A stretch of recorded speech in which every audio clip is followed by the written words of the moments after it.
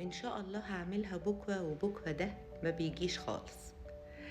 في فرق يا جماعة ما بين الكسل وما بين التسويف. يعني إيه التسويف؟ التسويف إن أنا يكون جوايا طاقة كبيرة جدا، عايزة أعمل شيء معين وأحقق نجاح معين، واللي بيعطلني مش الكسل، اللي بيعطلني إن أنا خايف آخد الخطوة. هو ده التسويف.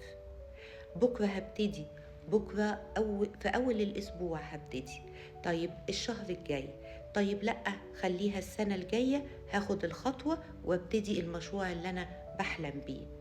هو ده التسويف، اللي هو الخوف اللي بيوقف الخطوات إن احنا ناخدها.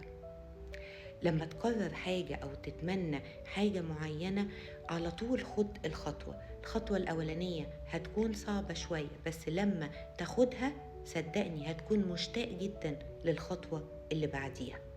النجاح بيجي واحدة واحدة. النجاح بيجي بالشجاعة إن أنا أبتدي أنفذ الشيء اللي أنا نفسي أحققه. طول ما أنت خايف عمرك ما هتوصل، وعمرك ما هتحقق حاجة. اتغلب على التسويف وما تخليهوش يوقفك.